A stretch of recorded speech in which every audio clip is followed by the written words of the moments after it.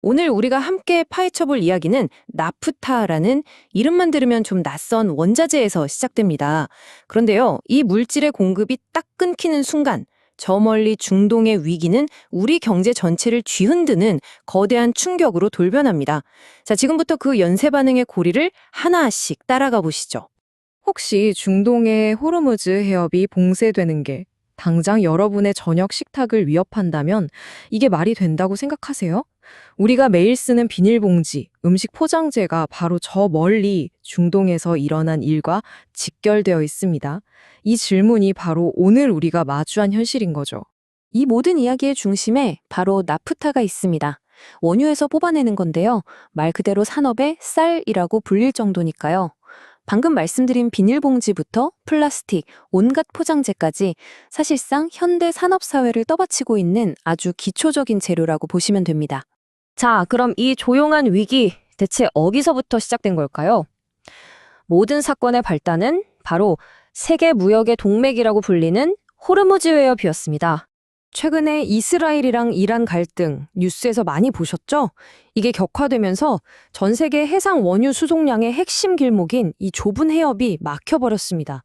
이건 그냥 어느 한 지역의 분쟁, 이 수준이 아니에요. 전 세계 공급망의 대동맥이 꽉 막혀버린 정말 심각한 사태가 터진 겁니다. 자, 동맥이 막혔잖아요. 그럼 피가 안 통하겠죠. 이게 바로 우리 산업에 그대로 적용됩니다. 그 무서운 도미노 효과, 지금부터 하나씩 따라가 보겠습니다. 우리나라가 얼마나 취약한지 이 숫자 하나로 딱 설명이 됩니다. 우리가 수입하는 나프타의 무려 54%, 그러니까 절반이 넘는 양이 지금 딱 막혀버린 그 호르무즈 해협을 통해서 들어오고 있었던 거예요.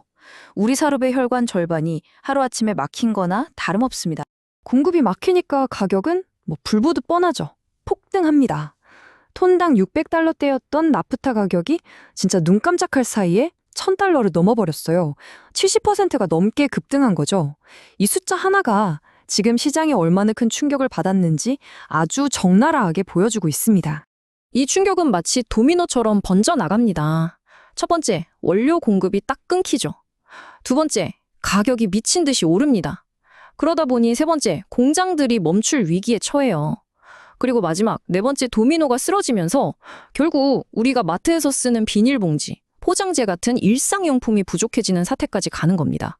이게 다 이렇게 연결되어 있는 거예요.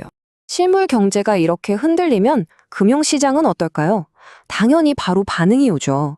이제 이 나프타 쇼크가 주식, 선물, 옵션 시장을 어떻게 공포로 몰아넣고 있는지 그 파급 효과를 한번 분석해 보겠습니다. 자, 트레이더들은 이 상황을 어떻게 보고 있을까요? 일단 석유화학이나 음식료 업종, 원재료 값이 뛰니까 당연히 수익성이 나빠질 수밖에 없겠죠. 그리고 우리나라 증시는 제조업 비중이 높잖아요. 그러니까 공장이 멈출 수도 있다는 그 우려 하나만으로도 선물 시장부터 하락 압력을 세게 받는 겁니다. 옵션 시장은 더 재밌어요. 이런 불확실성이 커질수록 변동성이 폭발하면서 옵션 가격은 막 치솟거든요. 마지막으로 무역 수지가 안 좋아지면 원화 가치는 떨어지고 외국인 자금도 빠져나갈 위험이 커지는 거죠. 특히 분석가들이 꼭 집어서 강조하는 게 바로 이겁니다. 5월 이라는 아주 구체적인 시점까지 언급하면서 경고하고 있어요. 만약에 재고가 다 떨어지고 공장들이 진짜로 멈추기 시작하면 주가 지수가 걷잡을 수 없이 무너질 수도 있다. 이런 강력한 경고 메시지인 거죠. 근데 여러분, 모든 위기 속에는 항상 기회가 숨어 있다고 하잖아요. 모두가 공포에 벌벌 떨고 있을 때 진짜 노련한 트레이더들은 이 혼란 속에서 오히려 기회를 찾고 있습니다. 과연 어떤 기회일까요? 지금 시장은 딱 두 개의 얼굴을 하고 있어요. 한쪽에서는 공급망 붕괴라는 리스크 때문에 패닉에 빠져 있지만 다른 한쪽에서는 이 혼란이 만들어낸 가격의 불균형 속에서 새로운 기회를 보고 있다는 겁니다.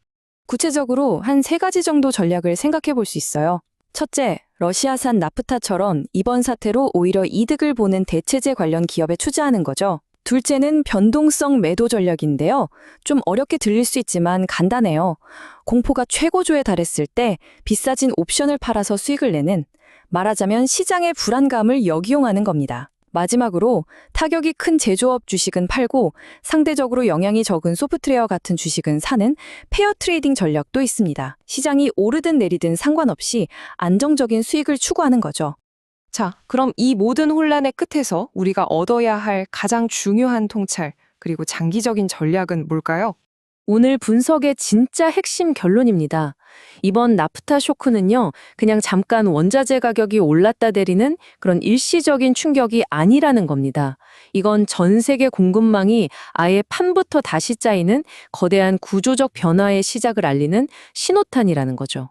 그래서 이제 진짜 프로들은 단순히 가격 차트만 보고 있지 않아요.